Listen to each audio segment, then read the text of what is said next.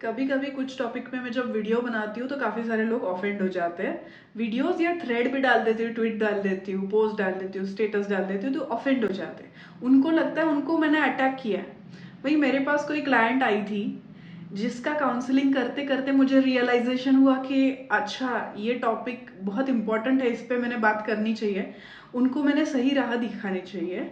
तो इसीलिए मैं ये डालती हूँ, किसी को हर्ट करने के लिए, किसी पर्टिकुलर इंसान को दिमाग में रखे ऐसा मैंने किसी को अटैक करने के लिए कोई भी थ्रेड, ट्वीट या पोस्ट नहीं डाला होता है। जैसे कल मैंने डाला था इंटीमेसी विदाउट कमिटमेंट वाला, तो वो कोई मेरी क्लाइंट होगी जिसका काउंसलिंग करते हुए मुझे कुछ रियलाइजेशंस हुए। उसको मैंने ऐसे देखा कि मेरे लिए मेरे सारे क्लाइंट्स, मेल फीमेल्स दोनों, मैं ऐसा कोई जेंडर बायस्ड नहीं हूँ। सारे सारे क्लाइंट्स, सारे जितने भी लोग मुझे मिलते हैं वो सारे मेरे बच्चे हैं। और मैं ऐसा सोचती हूँ कि मैं एक कृष्णा कॉन्शियसनेस या गॉड कॉन्शियसनेस से सोचने की कोशिश करती हूँ कि ये मेरा बच्चा है, कि अगर भगवान होते तो वो क्या सोचते, वो क्या सजेशन देते बच्चे को। ऐसा सोच के मैं सजेशन देती हूँ, काउंसलिंग करती हूँ और वो सही होता है काफ़ी बार। तो इसीलिए मैंने मेरा पर्सपेक्टिव, ओपिनियन रखा कि intimacy without commitment, no string attached, ये जो टर्मिनोलॉजीज है ना, ये लड़कियां तो नहीं लिख सकती। जो मतलब जो अच्छे घर से बिलोंग करती है ऐसी लड़कियां ऐसी चीज़ नहीं लिख सकती है। तो डीएम में ऐसे लोग लिखते हैं यूजुअली, तो वो लड़के ही रहते हैं ज़्यादातर। लड़कियां बहुत रेयरली लिखती है। अभी का थोड़ा सा जनरेशन चेंज हो रहा है, जेन जी हो रहा है, या फिर आप कह सकते हैं कि कॉरपोरेट कल्चर में ये सब चलता है। तो वो टूटी बिखरी है, मतलब उनको प्यार नहीं मिला, अनलव्ड है। अभी पेरेंटिंग भी प्रॉपर नहीं है, अनलव्ड फील कर रहे हैं बच्चे, तो वो प्यार ढूंढने के लिए ऐसे एक्सप्लोर करने की कोशिश कर रहे हैं और एक्सप्लोर करते करते गलत राह पे जा रहे हैं। जो बॉन्डिंग, जो वार्मथ पुराने ज़माने में मिलेनियल्स कपल्स में हुआ करता था, एक फैमिली में हुआ करता था, एक हस्बैंड वाइफ और बच्चे में जो बॉन्डिंग हुआ करता था, जो एक फीलिंग था, जो एक आत्मीयता हुआ करती थी एक दूसरे के प्रति, जो एक रिस्पेक्ट, कंपैशन फील किया करते थे लोग, वो अभी के जनरेशन में नहीं है, लैकिंग है। सो कोई मैजिक, कुछ प्यार ढूंढ रहे हैं, मैजिक ढूंढ रहे हैं, कोई ऐसा इलेक्ट्रिसिटी ढूंढ रहे हैं। So they are exploring multiple partners, saying no string attached, and they are calling it like no string attached. And what was the other term? The one I said, intimacy without commitment. बम्बल पे वगैरह ऐसा लिखा होता है intimacy without commitment. So when you are getting physically intimate, you actually share your energy body. तुम किसी को अपने अंदर अलाउ कर रहे हो, तुम्हारे एनर्जी बॉडी में, इलेक्ट्रोमैग्नेटिक फील्ड में, तो उसके डीपेस्ट इनसिक्योरिटीज, फियर्स तुम्हारे अंदर आ जाएंगे, उनका एंसेस्ट्रल ट्रॉमा तुम्हारे अंदर आ जाएगा। तुम कह रहे हो कि I am becoming intimate without any commitment, मैं नहीं हूँ सीरियस, मैं टाइम पास करना चाहता हूँ। मतलब तुमको जस्ट अवेयरनेस नहीं है, तुमको नॉलेज नहीं है उस चीज़ का, इसलिए तुम कहोगे और हो जाएगा कि मैं नहीं लूँगा दूसरे का कचरा। वो कचरा अपने आप तुम्हारे अंदर आने वाला है, तुमको पता भी नहीं चलेगा, और कुछ साल बाद तुम इसके रिपरकशंस देखोगे। तो जो लोग करना चाहते हैं वो करेंगे ही, मेरा ये वीडियो देखने के बाद भी वो करेंगे। But energy body, electromagnetic field जब इंटरेक्ट करते हैं एक दूसरे के, तो वो एनर्जी ट्रांसफर होती है। और जो मूलाधार चक्र है ना, that is responsible for Lakshmi, money flow के लिए रिस्पॉन्सिबल है, रूट चक्र। और जब आप फिजिकल होते हो, आपकी एनर्जी एक्सचेंज होती है, सैक्रल चक्र और रूट चक्र से एक्सचेंज हो जाती है। सो जो पॉवर्टी कॉन्शियसनेस वाले लोग हैं, उनके साथ आप फिजिकल हो रहे हो, तो आप आपकी लक्ष्मी वाली एनर्जी, मनी फ्लो वाली एनर्जी, उनको डिस्ट्रीब्यूट कर रहे हो मल्टीपल पार्टनर्स में, और फिर तुमको पॉवर्टी आएगी। तो पुराने ज़माने में जो कहते थे ना कि राजा महाराजाओं ने फीमेल्स की वजह से अपना पूरा साम्राज्य डिस्ट्रॉय कर दिया, they have destroyed their own empire because of ladies, because of females. क्यों? क्योंकि वो पूरी तरह फिजिकल रिलेशनशिप, लस्ट, इन चीज़ों में इतना बह गए कि उनका काम धंधे की तरफ, करियर की तरफ बिल्कुल ध्यान नहीं था। उन्होंने पूरा साम्राज्य को लुटा दिया उन औरतों के लिए, जो भी औरतें उनकी लाइफ में थी। उसको प्यार बोल सकते हैं, लस्ट बोल सकते हैं, मल्टीपल पार्टनर्स के लिए जो आजकल लोग कर रहे हैं, उसमें भी उनके साथ आगे फ्यूचर में, लॉन्ग टर्म में यही होने वाला है।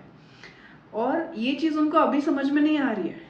तो जब मनी लॉसेस होना चालू होता है, तब उनको रियलाइजेशन होता है। कुछ लोग मतलब अभी तक जितना मेरा एक सर्वे या फिर स्टडी है, तो जो बहुत ज़्यादा रिच लोग थे, वेल्दी थे, उन्होंने मल्टीपल पार्टनर्स रखे और पॉवर्टी कॉन्शियसनेस वाला एक पार्टनर उनके लाइफ में जब आ गया तो उनके लाइफ की जो भी वेल्थ थी ना वो धीरे धीरे लॉस होते गए।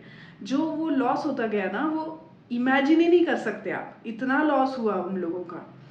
तो पार्टनर चूज करते वक्त भी बहुत ज़्यादा कॉन्शियस होके और सोच समझ के पार्टनर चूज करना चाहिए, even if you are doing it for the time pass, या आप कहते हैं इंटीमेसी विदाउट कमिटमेंट। तो आप इसको इंटीमेसी विदाउट कमिटमेंट कहो, नो स्ट्रिंग अटैच कहो, बट ऐसा पॉसिबल ही नहीं है कि आपके इलेक्ट्रोमैग्नेटिक फील्ड के अंदर उसकी एनर्जी आए बिना आप उसके साथ कुछ कर लो। तो आप अगर सामने वाले को एक्सप्लॉइट करने का हेतु रख के ये चीज़ कर रहे हो, ऐसा इंटेंशन रख के अगर करते हो, तो कर्मा के हिसाब से आप खुद एक्सप्लॉइट हो जाते हो आगे चल के, क्योंकि आपने वो इंटेंशन रखा है। If you do it with the intention of pouring love, कि इस इंसान को मैं ठीक करूँ, हील करूँ और इसकी लाइफ को अच्छा करूँ, कि ये कितना प्यारा इंसान है, मतलब प्लेटोनिक लव की तरह वो आप करेंगे, तो उसके रिपरकशंस निगेटिव नहीं आएंगे। पॉसिबिलिटी है कि आपके तरफ प्रॉस्पेरिटी, एनर्जी और वो सब एम्पलीफाई होगा आपकी लाइफ में, क्योंकि आपके इंटेंशंस अच्छे थे। सो देर आर दीज थिंग्स।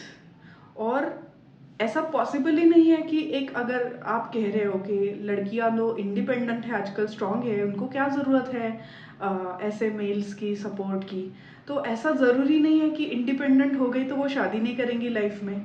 तो क्या वो मल्टीपल पार्टनर्स करते रहेंगे, नो स्ट्रिंग अटैच?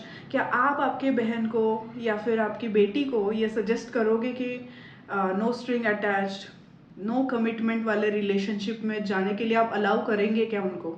अगर आप नहीं करेंगे तो आप दूसरों के साथ अगर कर रहे हो तो आप दूसरों के साथ रॉन्ग कर रहे हो, ये समझने की आपको ज़रूरत है। और मेनली आप दूसरे के साथ नाइंसाफी कर रहे हो अगर उनको थोड़ा भी, मतलब जिस लड़की के साथ आप ये कर रहे हो, जस्ट बिकॉज वो जो भी सिचुएशन होगी, ऑर्फन है, विधवा है, डिवोर्स्ड है, या कोई भी मजबूरी में है, अब उनको मैनिपुलेट करके कि मैं तुम्हारी नीड्स कंप्लीट कर रहा हूँ, ऐसा कह के मैनिपुलेट करके खुद की नीड्स को ये करने के लिए एक्सप्लॉइट कर रहे हो, सामने वाले को बेवकूफ़ बना रहे हो। अगर आपका इंटेंशन बेवकूफ़ बनाने का है तो आप खुद को ही बेवकूफ़ बनाने वाले हो, क्योंकि karma is going to work like that, whatever goes around come backs around. अगर आप अच्छा इंटेंशन रख के कोई भी चीज़ करते हो तो अच्छी चीज़ें होंगी, बुरा इंटेंशन रखोगे तो बुरी चीज़ें होंगी। तो ऐसा नहीं होगा कि आपके साथ अच्छा ही होता जाएगा, आपको भी ऐसे सारे एक्सपीरियंस करने पड़ेंगे। अगर आपके, मैं किसी को बद्दुआ नहीं दे रही, अगर किसी का बुरा चाहोगे तो तुम्हारा ही बुरा होने वाला है, किसी का अच्छा चाहोगे तो तुम्हारा अच्छा होने वाला है। तो कुछ लोग बोलते हैं कि आजकल लड़कियां ही खराब है, लड़कियां खुद ही ऐसा अप्रोच कर रही है, या लड़कियों को पता है कि लोग पैसे ऑफर करते हैं, लोग घड़ियां ऑफर करते हैं, branded watches, branded bags, branded ये चीज़ें वो चीज़ें। तो कुछ लड़कियां ऐसे भी हैं कि जो बोलेंगी कि अरे हम इतना कमाते कि हम खुद के पैसे से खरीद लेंगे चीज़ें, हमको क्या ज़रूरत है किसी से लेने की। तो हर टाइप के लोग इस दुनिया में तो है, but I am just telling maximum number of people कि अभी डिवोर्स का रेट बढ़ गया है, और जो मेरे क्लाइंट्स हैं जिनका मैं काउंसलिंग कर रही होती हूँ, तो वो गलत रास्ते पे जाते हुए मुझे दिख रहे हैं ना, उनके हिसाब से जैसे मैंने उनका काउंसलिंग किया और मुझे वो चीज़ क्लिक हुई, तो मैंने उस पे मैंने डाल दिया थ्रेड, ट्वीट डाल दिया, अभी वीडियो भी बना के डाल रही हूँ।